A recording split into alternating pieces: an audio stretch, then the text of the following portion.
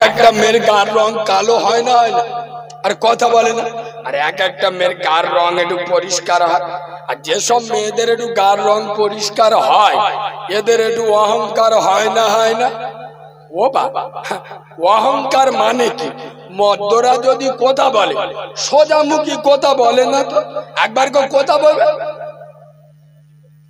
তার মানে কি আল্লাহ ওর চামড়াটা পরিষ্কার করে দেবে, ওই চামড়ায় বজ্রাঘাত পড়বে, ডাল আনতে যাবি ফাট করে ফেটে মুখি পড়বে, মুখ হাঁড়ি হয়ে যাবে। অহংকার করিস নে, অহংকার হলো চাল্লার চামার কোলার। চলে কালো মেয়ে ফর্সা মেয়ে, এ ওদিক দিয়ে হেঁটে যাচ্ছে, ও ওদিক দিয়ে হেঁটে আসছে, দুজনের ধাক্কা লেগেছে। আয় বাবা, সেই ধাক্কা লেগেছে, কালো মেয়েটা ফর্সা মেয়েটা বলছে এই কালিয়া তুই আমার ধাক্কা কেন মারলি? কালো মেয়েটা বলছে এই বুবু, এই আল্লাহ আমাকে কালো করেছে বলে, আমার গায়ের রংটা কালো বলে তুমি আমার কালি বলে গালি দিলে।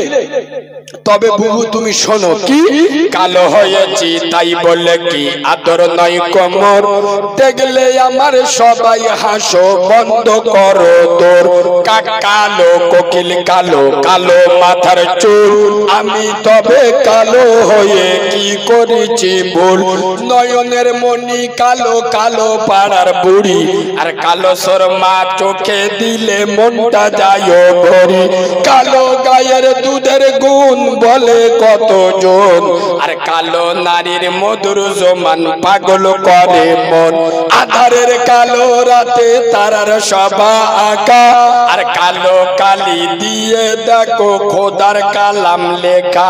সুবহানাল্লাহ বলবে, আর একটু জোরে সুবহানাল্লাহ বলবে। নদীর পানি ঘোলা ভালো, জাতের মেয়ে কালো, আর কালো যদি হয় রে ভালো জগৎ করে আলো, মণিমুক্তা পড়ে থাকে ছোট কয়লার মাঝে, আর ছোট কয়লা পড়লে দেখো আলো জগৎ মাঝে, ছোট কয়লা পড়লে দেখো কত সুন্দর আলো, আর কালো দাড়ি থাকলে মুখে দেখাই কেমন ভালো। সুবহানাল্লাহ বলবেন। আমাদের ছেলেরা এখন কালো দাড়ি মুখই রাখে, কথা বলে না, রাখে যদিও রাখে আমার রসুলের স্টাইলে রাখে না, বিরাট কোহলির স্টাইল রাখে। যেহেতু মুসলমান এরা দাড়ি এমন তাল তালে কো চাঁচতেছে আল্লাহর কিছু বুঝতে পারবে, মানে বেলে ইয়ে দিকতেও চাইলেছে কি দিকতেও মেরে, মানে গাছও কেটেছে গোড়াও উবড়ে দিয়েছে। এই আলমনগরের মুসলমান চলো হযরত সাইয়্যিদনা ওমর খাত্তাবের বাবা ওমর হযরত আবু বকর সিদ্দিক ইন্তেকাল করেছে, মদিনার মসজিদ নববীতে মিটিং বসেছে, মদিনার রাষ্ট্রপতি মদিনার রাষ্ট্রনায়ক কে হবে? ইসলামের নীতি হলো মাশওয়ারা ভিত্তিক, মাশওয়ারাতে মেজরিটি বাড়ছে, যার নাম বলবে সে নেতা হবে। এখন মেজরিটি বাড়ছে, হযরত ওমরের নাম করছে, একবার সুবহানাল্লাহ বলুন, জোরে সুবহানাল্লাহ বলুন। এই বাবু এই কথা শোনেননি, শোনে না, যখন বেশিরভাগ লোক ওমরের নাম বলছে তখন ওমর উঠে বলতেছে না আমি হব না, এই আমার কথায় একমত হবে। এখানে অনেক মুরব্বী লোক বসে আছে, আমাদের বয়স কত 26-27 বছর, তবু আমরা আমাদের ছোটবেলায় দেখেছি যে ভোট যখন আসতো না নেতারা গিয়ে পাই ধরতো ভালো ভালো লোকের, রে বাবা ভোটে দাঁড়া লোকের সেবা কর। আর এখন আল্লাহর কি রে বাবা গাদা নিলামে তুলতে, নেতা এই দিকটাই গেছে 4 লাখ দিয়ে দেয় হুজুর স্যার টিকিটটা আমাদের সামনে দেয় 6 লাখ, বাদিক দেয় 8 লাখ, তার মানে কি হারাম মাল করে খাবে। হযরত মদিনার রাষ্ট্রপতি হবে, মানুষ বেশিরভাগ রায় দিল, ওমর বললেন না, যে পদে বিশ্বনবী রাসূলুল্লাহ আব্দুল্লাহর বাবা মুহাম্মদ মদিনার কামলিওয়ালা নবী যে দায়িত্ব সামলে গেছে, যে দায়িত্ব আবু বকর সিদ্দিক সামলে গেছে, আমি হব আমার যোগ্যতা নাই। হে মদিনার মানুষেরা, একটা শর্তে আমি মদিনার রাষ্ট্রপ্রধান হব। সেটা কি? আমার লাঙ্গা তরবারিটা তোমাদের কাছে রেখে দিলাম। আমি খত্তাবের বেটা আমার ক্ষমতার চেয়ারে বসে যেদিন ক্ষমতার অপব্যবহার করবে, ইসলামের বিরুদ্ধে চলে যাবে, আমার দ্বারাই কোরআনের বদনাম হবে, আমার মুস্তাফার বদনাম হবে। আবু বকর সিদ্দিক কথা শুনবে আমার দ্বারাই, তখন ইসলামের ক্ষতি হবে। আমার লাঙ্গা তরবারিটা তোমাদের কাছে রেখে দাও, তোমরা ওই তরবারি দিয়ে আমার ধর থেকে মুন্ডুটা উড়িয়ে দেবে। এখন বর্তমান গোটা দুনিয়ায় সুপার পাওয়ার হলো আমেরিকা। কে বলো? তখন ছিল রোম। রোম থেকে 4টে গোয়েন্দা পেটে ওমরের এত উত্থান, ওমর একটার পর একটা দেশ শাসন করছে, একটার পর একটা দেশ দখল করছে। ওমরের ভিতরে কি আছে দেখে এসে তারা 4 জন এসে মদিনার লোকের ধরে দেয়, বাদশা ওমর কোথায়? মদিনার লোকেরা বলে বাদশা চিনি না। ওমর বলে একটা লোকের চিনি, একটা উট হারিয়ে গেছে, ওই দিকে এরা চোখ ভুল হয়ে গেছে। আমরা ফকির ওমরের কথা বলছি না, আমরা বাদশা ওমরের কথা বলছি। লোক বলতে আমরা ওমরের কথা বলছি। খুঁজতে খুঁজতে খুঁজতে খুঁজতে এরা 4 জন ওই দিকে গিয়ে দেখতে যে হযরত ওমর মরুভূমির বালুর ওপরে খেজুর গাছের গোড়ায় মোস্তানিতে ঘুমুচ্ছে। কসম খোদা, একটাও গার্ড নেই, সিকিউরিটি গার্ড নেই, আর খেজুর গাছের গোড়ায় তো যখন শুয়েছিল ছায়া ছিল, আর এখন ঘুমিয়ে পড়ে গেছে, ছায়াটা চলে গেছে, রোদ এসে মুখে পড়তে। খোদার কসম, গোয়েন্দা বিভাগের হেড রোমে চিৎকার করে বলছে, সত্যি তুমি ধন্য যে ঘুম তুমি ঘুমাচ্ছ, তোমার একটা সিকিউরিটি গার্ড নেই, তুমি একটা দেশের বাচ্চা নয়, পৃথিবী শাসন করছো। আমাদের সামান্য একটা পাতি নেতা হলি এবার প্রধানের কটা গার্ড চোখ বুলু হয়ে যায়। এই আমাদের যারা হোমরা চোমরা একটু যুবন নেতা হলে 6টা গার্ড আল্লাহর কিরে বাপ। তবে একটা কথা আমি বলে যাই, আয়াব্বা পৃথিবীতে বডি গার্ড হয়, রুহ গার্ড হয় কোনদিন শুনেছে? বডি গার্ড হয়, রুহ গার্ড। আজরাইল যখন আসবে, আজরাইল কি ও পেটো বোম দেখে ভয় করবে যে নেতার ঘরে 15-20টা মাল আছে, যা যাবে না? কথা বলে না। আজরাইল কি দেখবে যে AK-47 নে গার্ড দেইছে, ও সব আজরাইল দেখবে। আজরাইল আসবে, চুপ চুপ চুপ কি মরে গেছে, কোথায়? পেশাবখানা। কি করে? লুঙ্গি তুলে বলে যে লুঙ্গি লামানোর সময় দেয়, বলে না, লুঙ্গি আর কাটে মালটার খেয়ে নেছে। বুঝতে পারছো না? পারছো না? খোদার কসম, দাদাগিরি দেবে না, মোস্তানি দেবে না, রাজধানী করবে না। মনে রেখো, তোর মতো দাদাগিরি দেওয়া মাল কবরস্থানে ঘুরে আয়। কত মাল ওখান পরে ঠান্ডা হয়ে গেছে, পেটের গড়ে, পাটির গড়ে, তলের গড়ে, কুষ্টির গড়ে। কবরে গেলে মাল শুইকে নড়ে। মাথায় রাখবি মুসলমানের ছাড়া। আজ যে প্রতিবেশীকে ধরে মিথ্যা অপবাদ দিচ্ছিস, মিথ্যা কেস দিচ্ছিস, মিথ্যা ঘর ভেঙে দিচ্ছিস, ইসলামের আদর্শ আল্লাহ যখন আমার ক্ষমতা দেবে তখন আমিও দেখে নেবো ইনশাআল্লাহ। হে মুসলমান, হযরত ওমর, খাত্তাবের বেটা ওমর, সাইয়্যিদনা ওমর, খাত্তাবের বেটা ওমর নিশ্চিন্তার ঘুম ঘুমাচ্ছে। আর রোমের গোয়েন্দা বিভাগের হেড বলছে, তুমি ধন্য, তোমার নবী ধন্য, মুস্তাফা ধন্য। আজ তুমি যে নিশ্চিন্তার ঘুম ঘুমাচ্ছ, এর দ্বারাই বোঝা যায় ওমর, এর দ্বারাই বোঝা যায় তুমি জনগণের হক আদায় করেছো। এই শুনছো? তুমি যে নিশ্চিন্তার ঘুম ঘুমাচ্ছ, এর দ্বারাই বোঝা যায় তুমি জনগণের হক মেরে তুমি জনগণের হক আদায় করেছো। তোমার শত্রু নাই, তোমার দুশ্মন নাই, তুমি নিশ্চিন্তার ঘুম ঘুমাচ্ছ। আজ ওমরের নিয়ে মুসলমানেরা গর্ব করে করে না, এরা কাদের নিয়ে গর্ব করে বলবো? সবাই বলতে বললি বলবো। আরে আমি মাল আলাদা, খুব জোরে জোর কি করবে, একটা দাউদ কেটে দেবে, একটা দাউদ দেবেন না, তোর একটা জলসায় আমি পেট করে দিরে। এই তোর না ভাল লাগলে আমার দাওয়াত দিস রে। শুনে আমি কালিমুল্লাহ দেখতে এত রুগী, খোদার কসম এতগুলো মেয়ে ডেকে না আসে, বাগনান থানার মাটিতে দাঁড়িয়ে প্রশাসনের সামনে এই ভাষা আজ থেকে 3 দিন আগে বলে এসছি।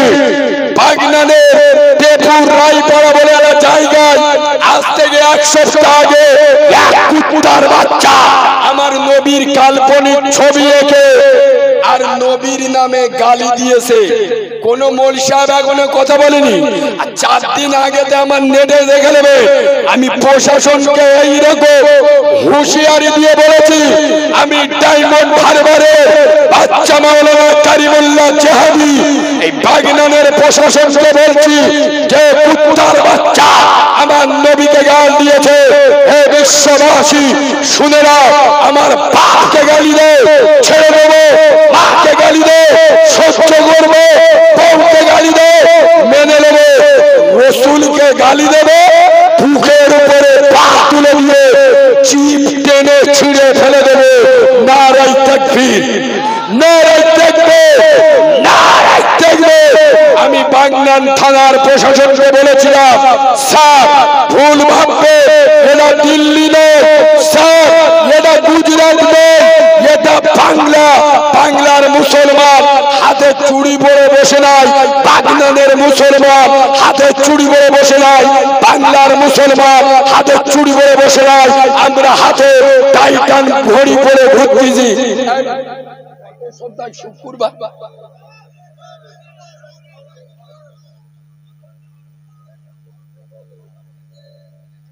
যে ওয়াজ হচ্ছে শালা মাইকও বুঝতে পারতে।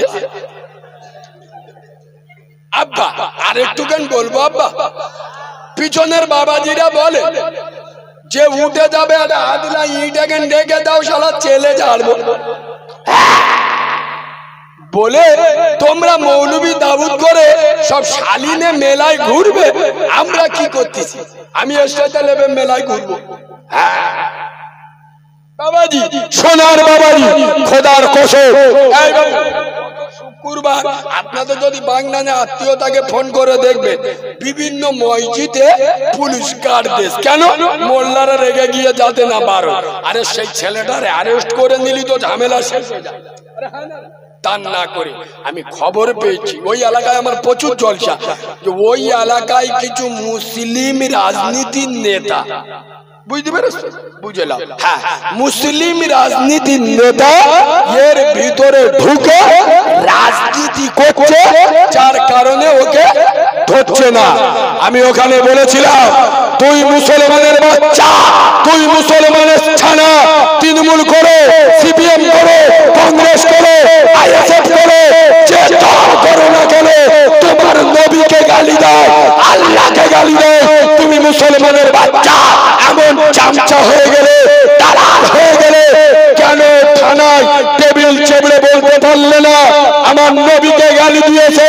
আমার বিবিকে গালি দিলে আমি কিছু বলবো না, আমার নবীকে গালি দিয়েছে, 1 ঘন্টার মধ্যে যদি ওকে না অ্যারেস্ট করে, তোর পার্টির মুখে মুতি আর তোর পদের মুখে মুতি।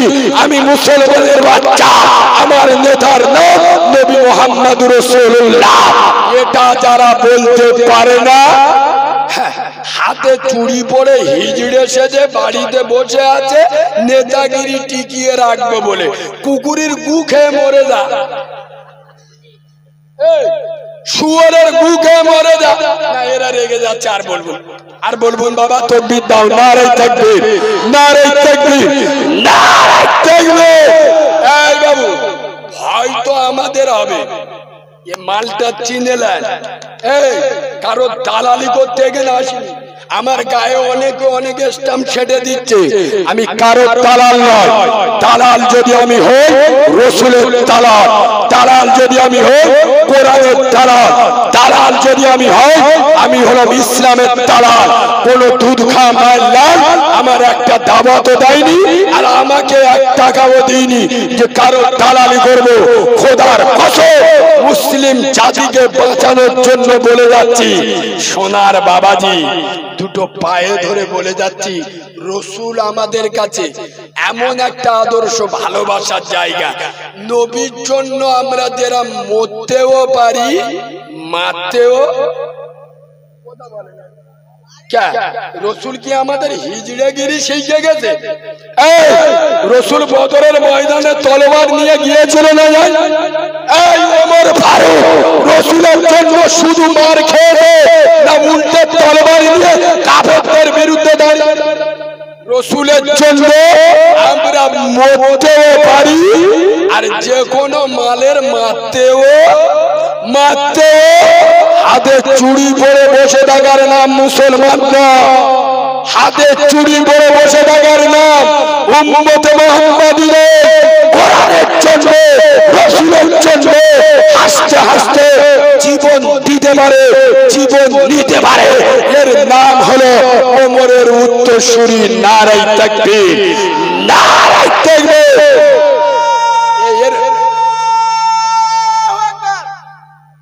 জিবরাইলের ফু তো ভাই, এ তো জিবরাইলেরও চোখ হলুদ হয়ে যাবে।